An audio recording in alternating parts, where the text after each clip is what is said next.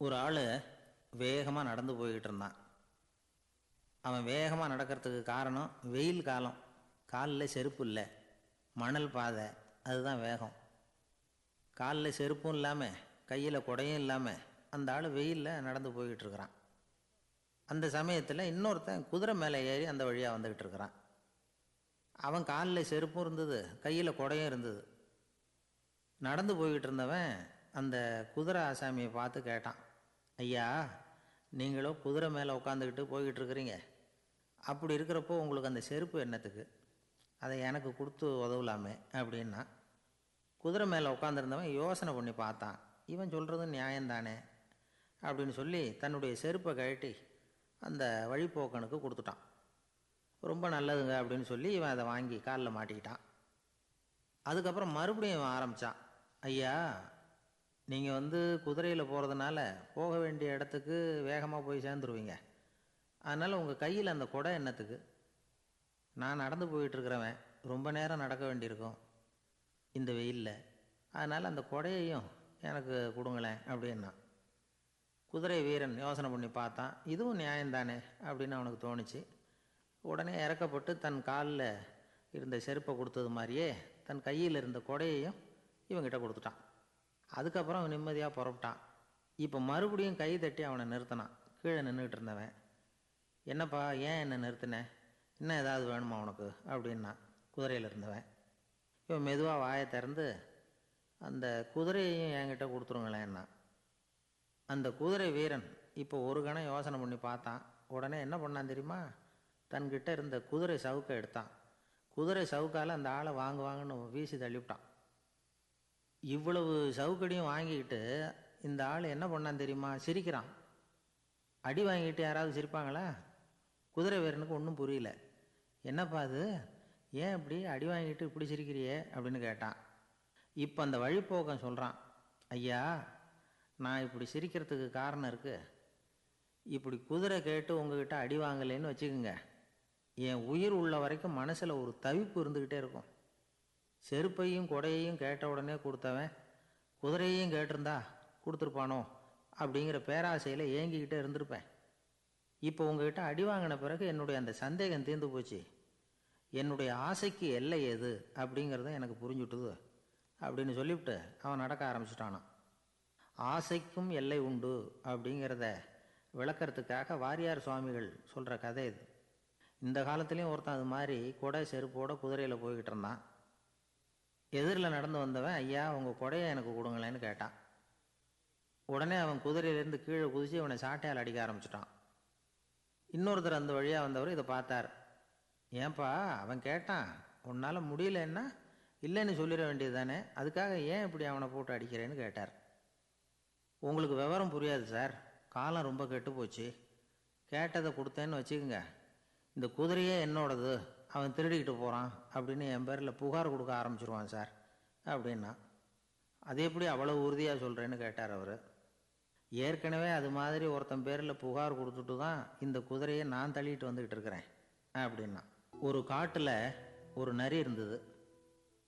ஒரு நாள் காலை நேரம் அது தன்னுடைய இருப்பிடத்திலிருந்து வெளியில் வந்தது. கொஞ்சம் தூரம் நடந்து வந்தது. அப்போ தான் அது தன்னோட நிழலை கவனித்து பார்த்தது. பார்த்தா அது ரொம்ப நீளமாக பெருசாக இருக்குது. காலை நேரத்தில் நிழல் அப்படி தானே இருக்கும். ஆனால் அந்த நரிக்கு அந்த விஷயம் தெரியல. தன்னுடைய நீண்ட பெரிய நிழலை பார்த்து ஆச்சரியப்பட்டது. ஆஹா, நாம் இவ்வளவு பெருசாக இருக்கிறோம் அப்படின்னா என்னுடைய காலை சாப்பாட்டுக்கு ஒரு யானை இல்லைன்னா ஒரு ஒட்டகம் கிடைச்சாதான் சரியாக இருக்கும் போல இருக்குது அப்படின்னு முடிவு பண்ணிக்கிட்டுது. உடனே ஒரு யானை அல்லது ஒட்டகத்தை தேடி அலைஞ்சுது, எங்கே கிடைக்கும்னு. கிடைக்கவே இல்லை. மத்தியானம் 12 மணி ஆயிட்டுது. பசியோடு அலையுது. இப்போ தன்னோட நிழலை பார்த்தது. அது மத்தியான நிழல் எப்படி இருக்கும்? அது ரொம்பவும் குறுகி போய் தெரிஞ்சுது. உடனே அந்த நரி என்ன நினச்சிக்கிட்டு தான் தெரியுமா? காலை ஆகாரம் சாப்பிடாததுனால நம்ம உடம்பு இப்படி அழைச்சி போட்டுதே அப்படின்னு நினச்சிக்கிட்டு தான். கொஞ்ச நேரம் கழித்து மறுபடியும் தன்னுடைய நிழலை பார்க்குது. அது இன்னமும் குறுகி போய் காலடியிலேயே வந்துட்டுது. அதுக்கு பயமாக போயிடுது. ஐயையோ, இன்னும் கொஞ்சம் நேரத்தில் நாம் இறந்துருவோம் போல இருக்க, இப்போ என்ன செய்கிறது? இந்த சமயத்தில் ஒரு எறும்பு கிடைச்சா கூட போதும், அதை நம்ம காலை ஆகாரமாக நினச்சி சாப்பிட்டுள்ளாமே அப்படின்னு நினச்சி தான். நம்முடைய நிழல் கூட நம்மளை மாதிரியே தான் அடிக்கடி மாறிக்கிட்டே தான் இருக்குது. அது எப்பவும் ஒரே மாதிரி இருக்கிறது இல்லை. மனிதனுக்கு ஏற்படுகிற தன்முனைப்பு இருக்கு பாருங்க, ஈகோ, அது கூட ஒரு நிழல் மாதிரி தானா. அப்படி நினைக்க ஆரம்பிச்சுட்டா அதனால் ஏதும் பிரச்சனை வராதான்.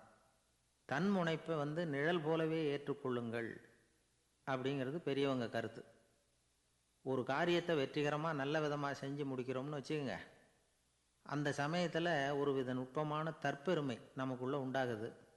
இது இயற்கையானது, அதனால் இது மேலே பற்று வைக்கக்கூடாது. அப்படி வைக்க ஆரம்பிச்சுட்டா அந்த தற்பெருமை ஒரு நிரந்தர விருந்தாளியாக நம்மக்கிட்ட தங்கிக்கும். நம்ம நிழல் எப்படின்னு பாருங்கள், நாம் நடக்கும் பொழுது நம்ம பின்னாடியே வரும். தன்முனைப்பையும் அப்படியே நினச்சிக்கோங்க. நிழல் யாருக்கும் எந்த பிரச்சனையையும் உண்டாக்குறதில்ல. ஆனால் அந்த நிழலை கண்டே நாம் பயப்பட ஆரம்பிச்சுட்டா நாம் எதுலேயும் வெற்றி காண முடியாது. நிழலோட சண்டை போடக்கூடாது. அது மாதிரி தன்முனைப்போடவும் நாம் சண்டை போட வேண்டியதில்லை. இல்லாத ஒன்றோடு சண்டை போடுறது எப்படின்னா, அது இருட்டோட சண்டை போடுறது மாதிரி. நாம் நிழல் கிடையாது, நம்மக்கிட்ட இருக்கிற தன்முனைப்பு ஒரு நிழல். நம்ம நிழலையும் நமக்கு சமமாக பார்க்குறோம் பாருங்கள், அங்கே தான் சிக்கலே ஆரம்பம். இப்போது நாம் நடந்து போய்கிட்டு இருக்கிறோம், நம்ம நிழல் தரையில் விழுது. யாரோ ஒருத்தர் நம்ம நிழல் மேலே காலை வச்சு நடந்து போகிறார். உடனே அவர்கிட்ட சண்டைக்கா போகிறோம், ஏண்டா என் நிழலை மிதிச்ச அப்படின்னு. நமக்கு தெரியும் அது நிழல் தாங்கிறது. அவர் உங்கள் மேலே நடக்கலை, உங்களுடைய நிழல் மேலே தான் நடக்கிறார். அது மாதிரி உங்கள் தன்முனைப்பின் மேலே யாராவது நடந்தால் உங்களை அவமானப்படுத்துகிறதா நினைக்கிறீங்க. காரணம், நாமளும் நம்ம தன்முனைப்பும் ஒன்றுங்கிற நினைப்பு தான் காரணம். மற்றபடி வேற ஒன்றும் கிடையாது. நம்ம நிழல் மேலே நடக்கிறவர் நம்மளை காயப்படுத்துறதில்ல. தன்முனைப்பை வேண்டாத ஒன்றாவும் பார்க்க வேண்டியதில்லை. அது இயற்கை. நிழலை உங்கள் முன்னாடி வைக்க வேணாம், அது உங்கள் பின்னாடியே இருக்கட்டும். நிழலின் நிழலாகி விடாதீர்கள், நீங்கள் நீங்களாகவே இருங்கள். இதுதான் சான்றோர் சிந்தனை. ஒரு பேருந்தில் ஒரே நெரிசல். ஒருத்தர் பக்கத்தில் நின்றுக்கிட்டு இருந்தவர்கிட்ட ரொம்ப பணிவாக விசாரித்தார், ஏன் சார் நீங்கள் ஏதாவது பெரிய உத்தியோகத்தில் இருக்கிறீங்களா அப்படின்னார். அப்படிலாம் ஒன்றும் இல்லைங்கன்னார் அவர். அப்படின்னா வேறு ஏதாவது அரசியலில் பெரிய பதவியில் இருக்கிறீங்களா அப்படின்னு கேட்டார். அதுவும் இல்லைங்கன்னார். சரி, பணமாவது அதிகமாக வச்சுருக்கீங்களா அப்படின்னு கேட்டார். அப்படிலாம் ஒன்றும் கிடையாது சார்னார் அவர். அப்புறம் எதுக்கடா என் காலை மிதிச்சுக்கிட்டு இருக்கிற, எடுறா காலை அப்படின்னாராம் இவர். ஒரு ரயில் வேகமாக போயிட்டுருக்கு. அது ஒரு ரயில்வே ஸ்டேஷனில் கொஞ்சம் நேரம் நின்றுது. அப்போது அதில் ஒரு ஆள் ஏறினார். தலையில் ஒரு மூட்டையை வச்சுருந்தார். மூட்டையை தலையில் சுமந்துக்கிட்டே உள்ளே வந்தார். மூட்டையை தலையில் சுமந்துக்கிட்டே ஒரு இடத்துல உட்காந்தார். ரயில் மறுபடியும் புறப்பட்டுது. இவர் தன் தலையில் இருந்த மூட்டையை கீழே இறக்கி வைக்கணும்ல, வைக்கல, சுமந்துக்கிட்டே வரார். எதிரில் உட்காந்துருந்தவர் கேட்டார், ஏங்க ஏன் இப்படியே உட்காந்துருக்குறீங்க தலையில் மூட்டையை வச்சுக்கிட்டு, மூட்டையை கீழே இறக்கி வைக்கலாமே அப்படின்னார். வேணாங்க, பாவம், தலையில் இருக்கிற மூட்டையை இறக்கி ரயிலில் வச்சா ரயிலுக்கு பாரம் அதிகமாக இருக்கும் அப்படின்னார் அவர். இப்படி ஒரு ஆளை பார்த்தா நமக்கு சிரிப்பு தான் வரும். ஏன்னா ரயிலுங்கிறது அந்த மூட்டையையும் சேர்த்து சுமந்துக்கிட்டு தான் போகுது. அவன் அந்த மூட்டையை தலையில் வச்சுருந்தாலும் ஒன்று தான், தரையில் வச்சுருந்தாலும் ஒன்று தான். அதனால் ரயிலுக்கு எந்த மாற்றமும் ஏற்பட போகிறதில்ல. அதே மாதிரி தான் நம்ம மனமும். இதுவும் ஒரு தேவையில்லாத சுமை, அனாவசியமாக சுமந்துக்கிட்டு இருக்கிறோம். இதை கீழே இறக்கி வச்சுட்டா வாழ்க்கை பிரயாணம் சுகமாக இருக்கும். ரயில் பிரயாணம் பண்ணுற அந்த ஆள் மூட்டையை சுமக்கிறான், வாழ்க்கை பிரயாணம் பண்ணுற நாம மனசை சுமக்கிறோம். இது ரெண்டுக்கும் எந்த வித்தியாசமும் இல்லை. மனசை கீழே இறக்கி வச்சுட்டா பாரம் இல்லாமல் வாழலாம், பறவைகள் மாதிரி பறக்கலாம், குழந்தைகள் மாதிரி கள்ளங்கபடம் இல்லாமல் வாழலாம். இந்த வெளி உலகத்தில் நாம் நிலை பெற்று இருக்கணும், வேரூன்றி இருக்கணும். அதே சமயம் நம்முடைய உள்வெளியில் ஆன்மீக வாழ்க்கையில் பாரம் இல்லாமல் இருக்கணும். அப்போ பறக்கணும், நதியை போல் ஓடணும், மிதக்கணும். பயணம் சுகமாக இருக்கும், களைப்பு தெரியாது, கவலை தெரியாது. ஒரு சீடன் போதி தர்மரை நாடி வந்தான். குருவே, நீங்கள் என்ன வெறுமையாக இருக்க சொன்னீங்க, நான் இப்போ மறுபடியும் வெறுமையானவன் ஆகிட்டேன், அதனால் இப்போ என்ன செய்ய சொல்கிறீங்க என்ன அப்படின்னு சொல்லி நின்னான். உடனே அந்த குரு பக்கத்தில் இருந்த ஒரு குச்சியை எடுத்து அவன் தலையில் அடித்து, போய் அந்த வெற்றுத்தன்மையையும் வீசி எறிந்து விட்டு வா அப்படின்னார். நான் இப்போ காலியாக இருக்கிறேன்னு ஒருத்தன் சொல்கிறான்னு வச்சுக்கோங்க, அது உண்மை இல்லை. ஏன்னா இன்னமும் அதில் நான்கிற எண்ணம் இருக்குது. எந்த சிந்தனையும் இல்லாமல் இருக்கிறது கடினம்தான். ஆனாலும் மனிதன் அதில் உள்ள நுட்பத்தை புரிஞ்சுக்கிட்டான்னா இவ்வளவு தூரம் தூக்கி சுமந்துக்கிட்டு வந்த அந்த மனதின் முட்டாள்தனத்தை அவனே பார்த்துட்டு சிரிப்பான். இதுதான் பெரியவங்க சொல்லியிருக்கிற ஆலோசனை. நம்மால் ஒருத்தன் தலையில் ஒரு பெரிய மூங்கில் கூடையோடு ரயிலில் வந்து உக்காந்தான். கூடை தலையில் இருந்தது, கீழே இறக்கி வைக்கல. எதிரில் இருந்தவர் கேட்டார், ஏங்க எதுக்காக அதை அனாவசியமாக சுமந்துக்கிட்டே இருக்கீங்க, கீழே இறக்கி வைங்களேன்னார். இல்லைங்க, நான் வீட்டை விட்டு புறப்படும் பொழுதே என் பையன் சொல்லிவிட்டான் கூடையை தலையை விட்டு இறக்கக்கூடாதுன்னு அப்படின்னார். அவன் சின்ன பையன், விவரம் இல்லாமல் சொல்லியிருப்பான். இப்போ என்ன நேரில் வந்தால் பார்த்துக்கிட்டு இருக்கிறான், நீங்கள் இறக்கி வைங்கன்னார் அவர். அவன் நேரில் பார்த்துக்கிட்டு இல்லை, இருந்தாலும் நான் இந்த கூடையை கீழே இறக்கி வச்சா அது அவனுக்கு தெரிஞ்சிடும் அப்படின்னாரு இவர். அது எப்படின்னார் அவர். அவன் தனக்கு டிக்கெட்டு வாங்க வேணாம்னு சொல்லி இப்போ இந்த கூடைக்குள்ளே தான் உட்காந்துருக்கிறான் அப்படின்னார் இவர். ஒரு ஊரில் ஒரு மன்னர் இருந்தார். அழகான அரண்மனையில் அவர் இருந்தார். அந்த அரண்மனையை விட அழகாக ஒரு மாளிகையை அந்த ஊர்லேயே வேற ஒருத்தன் கட்டியிருந்தான். அப்படி கட்டி முடித்ததில் அவனுக்கு ரொம்ப பெருமை. எத்தனையோ செல்வந்தர்கள்லாம் வந்து பார்த்துட்டு, இந்த மாளிகையை விலைக்கு கொடுத்துட்றியா, எவ்வளவு விலை சொன்னாலும் சரி நாங்கள் வாங்கிக்கிறதுக்கு தயாராக இருக்கோம் அப்படின்னு சொல்லி கேட்டு பார்த்துட்டாங்க. நான் இதை விற்கிறதுக்கு தயாராக இல்லை அப்படின்னு சொல்லிவிட்டான். அவ்வளவு சிறப்பாக கலை அம்சத்தோடு அதை கட்டி முடிச்சிருக்கிறான். அதுவே ஒரு பெரிய அரண்மனை மாதிரி இருந்ததுன்னா பார்த்துங்களேன். சுற்றிலும் அழகான பூந்தோட்டம். ஒரு நாள் அவன் எங்கேயோ வெளியூர் போயிட்டு திரும்பி வந்துக்கிட்டு இருக்கிறான். அப்போது அந்த மாளிகை தீப்பெட்டி எரிஞ்சிக்கிட்டு இருக்கு. பதறி போட்டான். விலைக்கு கேட்டவங்க யாராவது இதை செஞ்சுருக்கணும், இல்லைன்னா மன்னரே செய்த சதியோ என்னவோ, இப்படிலாம் அவனுக்கு சந்தேகம். ஒரு மூலையில் உட்காந்து அழ ஆரம்பிச்சிட்டான். அந்த சமயத்தில் அவனுடைய மகன் அங்கே ஓடி வந்தான். அப்பா அழாதீங்க, இதை நான் நேற்று ராத்திரியே நம்ம ஊர் மன்னருக்கு விற்றுட்டேன். இதை கட்டி முடிக்க நமக்கு எவ்வளவு செலவாச்சோ அதை போல் 3 மடங்கு விலைக்கு விற்றுட்டேன், கவலைப்படாதீங்க. இதை விட அழகான மாளிகையை நாம் புதுசாக கட்டிக்கலாம்னா. இதை கேட்டதும் அழுதுகிட்டு இருந்தவன் அழுகையை நிறுத்தினான், சிரிக்க ஆரம்பிச்சிட்டான். இதே இடத்த நான் வந்து மன்னர்கிட்ட இருந்து விலைக்கு வாங்குவேன், இதை விட அழகான மாளிகையை கட்டுவேன் அப்படின்னு சுற்றி நின்று எல்லார்கிட்டையும் சொல்லிக்கிட்டு இருந்தான். இந்த சமயத்தில் அவனோட இளைய மகன் ஓடி வந்தான். அப்பா, அண்ணன் சொன்னதெல்லாம் சரிதான், மன்னர்கிட்ட விலை பேசினதெல்லாம் உண்மைதான், ஆனால் விற்றது பேச்சு அளவில் தான். இனிமே தான் பத்திரம் வாங்கணும், எழுதணும், நீங்கள் கையெழுத்து போடணும், பதிவு பண்ணணும், மன்னர்கிட்ட பணம் வாங்கணும். அதுக்காகத்தான் உங்களை எதிர்பார்த்துக்கிட்டு இருந்தோம், அதுக்குள்ளே இப்படி ஆயிட்டுதுன்னா. இப்போ சிரிச்சுக்கிட்டு இருந்தவன் சிரிப்பை நிறுத்தினான். மறுபடியும் குழந்தை மாதிரி அழ ஆரம்பிச்சிட்டான். இது ஒரு சம்பவம். இதிலிருந்து என்ன தெரியுது? அந்த அழகான மாளிகை தன்னுடையது அப்படின்னு நினைக்கும் பொழுது அவனுக்கு அழுகை வந்தது. அது தன்னுடையது இல்லை அப்படின்னு நினைக்கிற போது சிரிப்பு வந்தது. மறுபடியும் அது தன்னுடையது தான் அப்படிங்கிற உணர்வு வரும்பொழுது அழுகை. எது எதிலிருந்து நீ நீங்கி இருக்கிறாயோ அது அதிலிருந்து உனக்கு துன்பம் இல்லை அப்படிங்கிறார் திருவள்ளுவர். இந்த உடம்பு என்னுடையதில்லை அப்படிங்கிற உணர்வு வந்துட்டா அது ஒரு பெரிய நிலை. அந்த நிலை வந்து வரணும். எல்லாத்தையும் பயன்படுத்திக்கலாம், ஆனால் பற்றில் விழுந்துடக்கூடாது.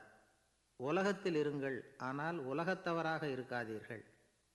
உலகிற்குள் இருங்கள், உலகம் உங்களுக்குள் வந்துவிட அனுமதிக்காதீர்கள். விலகி இருங்கள், விழித்திருங்கள், மௌனமாய் பார்த்திருங்கள் அப்படிங்கிறது சான்றோர் கருத்து. செய்ய வேண்டிய கடமையிலிருந்து விலகி இருக்கிறவர்கள் நம்மக்கிட்ட நிறைய பேர் உண்டு. அப்படிப்பட்ட ஒருத்தர் டாக்டர்கிட்ட போனார். டாக்டர், நான் ஒரு கவர்மெண்ட் ஆஃபீஸில் வேலை பார்க்குறேன், எனக்கு ஒரே அசதியாக இருக்குது, என்னை சோதிச்சு பாருங்கள், ஆலோசனை சொல்லுங்கள் ஏதாவதுன்னார். டாக்டர் அவரை பரிசோதனை பண்ணி பார்த்துட்டு சொன்னார், இதோ பாரு, உனக்கு இப்போ தேவைப்படுறது முழு ஓய்வு. நீ எவ்வளவு சீக்கிரமாக ஆஃபீஸுக்கு போறியோ அவ்வளவுக்கு உனக்கு நல்லது அப்படின்னாராம். எனக்கு தெரிஞ்ச ஒருத்தர் இருக்கார். அவர் ஒரு பெரிய காவல்துறை அதிகாரி, ரொம்ப கண்டிப்பானவர். அவரை கண்டாவே எல்லாரும் பயப்படுவாங்க. அப்படிப்பட்டவர் வீட்டுக்கு போனால் அப்படியே அடியோடு மாறிடுவார். அங்கே போய் பார்த்தீங்கன்னா குழந்தைகளோட குழந்தையாக அவர் விளையாடிக்கிட்டு இருப்பார். அலுவலக சமயத்தில் பார்த்தீங்கன்னா குதிரை முதுகில் அவர் உட்காந்துருப்பார். வீட்டில் பார்த்தீங்கன்னா அவர் முதுகில் குழந்தை உட்காந்துருக்கும். அவர் குதிரை மாதிரி போயிட்டு இருப்பார். இது எப்படிங்க முடியுது உங்களால் அப்படின்னு கேட்டாங்க. அது ஒன்றும் இல்லை, இங்கே வீட்டுக்கு வந்த உடனே என்னோட மனசை தனியாக எடுத்து வச்சுருவேன் அப்படின்னார். அது என்னங்க உங்கள் சட்டப்பயிலியாக இருக்குது மனசு, அது தனியாக எடுத்து வைக்கிறதுக்கு அப்படின்னு கேட்டாங்க. அப்படி இல்லைங்க, இது ஒரு பயிற்சி, மனப்பயிற்சி, அவ்வளவுதான் அப்படின்னார். இப்படி சமயம் பார்த்து மனசை தனியாக வச்சுவிட தெரிஞ்சவங்க வாழ்க்கையில் எப்பவும் உற்சாகமாக இருப்பாங்க அப்படிங்கிறது பெரியவங்க கருத்து. ஒரு டாக்டர் ஆஸ்பத்திரியில் இருக்கிற வரைக்கும் டாக்டராக இருக்கலாம். அவர் மனைவிகிட்டையும் அவர் டாக்டராக இருக்க வேண்டிய அவசியம் இல்லை. ஒரு வக்கீல் கோர்ட்டில் இருக்கிற வரைக்கும் வக்கீலாக இருக்கலாம். வீட்டுக்கு வந்ததுக்கு அப்புறமும் வக்கீலாக இருக்க வேண்டிய அவசியம் கிடையாது. வீட்டில் குழந்தைகள்கிட்ட விளையாடும் பொழுதும் அதுகள்கிட்ட ஃபீஸு கேட்டுக்கிட்டு இருக்கக்கூடாது. நாம் எப்படி இருக்கணும்னு பெரியவங்க சொல்கிறாங்கன்னா, மனசோட சேரப்படாதான். அப்படி சேராமல் வாழ்க்கையை கவனிக்கணுமா. மனசை அப்படியே தனியாக எடுத்து பக்கத்தில் வச்சுடணும். அப்படின்னா அதை அப்படியே தூக்கி எறிஞ்சுடு அப்படின்னு அர்த்தம் இல்லை. ஏன்னா மனசுங்கிறது நமக்கு உபயோகப்படக்கூடிய ஒன்று தான். எப்போ அது தேவையோ அப்பப்போ எடுத்து உபயோகப்படுத்திக்கணும். தேவைப்படுறப்போ எடுத்து கண்ணாடியை மாட்டிக்கிறோம்ல, படிக்கும் பொழுது கண்ணாடி தேவைப்படுதோ எடுத்து மாட்டிக்கிறோம் இல்லையா, அது மாதிரி கணக்கு போடுறதுக்கு மனசு தேவை. கடைக்கு போய் ஒரு பொருள் வாங்குகிறோம், காசு கொடுக்குறோம், மீதி சில்லறை சரியாக இருக்கா அப்படின்னு எண்ணி பார்த்து வாங்க வேண்டியிருக்கு. அந்த சமயத்தில் மனசை எடுத்து தனியாக வச்சுட்டேன் அப்படின்னு சொல்லிகிட்டு இருக்கக்கூடாது. பரீட்சைக்கு படிக்க வேண்டியிருக்குது, படித்ததையெல்லாம் அப்படியே நினைவில் வச்சுக்க வேண்டியிருக்கு. அந்த சமயத்தில் மனசை தூக்கி எறிஞ்சுட்டேன் சார் அப்படின்னு சொல்லிகிட்டு இருக்கக்கூடாது. அப்படி சொன்னால் பரீட்சை நம்மளை தூக்கி எறிஞ்சிடும். அதனால் தேவைப்படுறப்போ மனசை உபயோகப்படுத்தணும், தேவையில்லாதப்போ அதை தனியாக ஓய்வு எடுத்துக்க விட்டுடணும். இப்படி நாம் பழக்கப்படுத்திக்கிட்டா வாழ்க்கைங்கிறது நமக்கு புதுசாக தெரியுமா. மனசுக்கும் ஒரு சக்தி கிடைக்கும். எந்திரங்களுக்கு ஓய்வு கொடுக்குற மாதிரி மனசுக்கும் ஓய்வு கொடுக்கணும், இல்லைன்னா அது களைச்சி போயிடும். குழந்தைகள் மனசை சுமந்துக்கிட்டு இருக்கிறது இல்லை. இது முதியவர்கள் குழந்தைகள்கிட்டேருந்து கற்றுக்க வேண்டிய ஒரு பாடம். ஆனாலும் இந்த கால குழந்தைகள்கிட்ட ரொம்ப எச்சரிக்கையாக இருக்க வேண்டியிருக்கு. ஒரு தாத்தாவும் பேரனும் விளையாடிக்கிட்டு இருக்கிறாங்க. தாத்தா, எனக்கு சைக்கிள் ஓட்ட கற்றுக் கொடு அப்படிங்கிறான் பேரன். சைக்கிள் உயரம் கூட இல்லை, அதுக்குள்ளே சைக்கிள் ஓட்டணுமா அப்படின்னார் தாத்தா. ஏன் தாத்தா, ரயில் ஓட்டுறாரே அவர் என்ன ரயில் நீளமாக இருக்கார் அப்படின்னு கேட்டானா அந்த பையன்.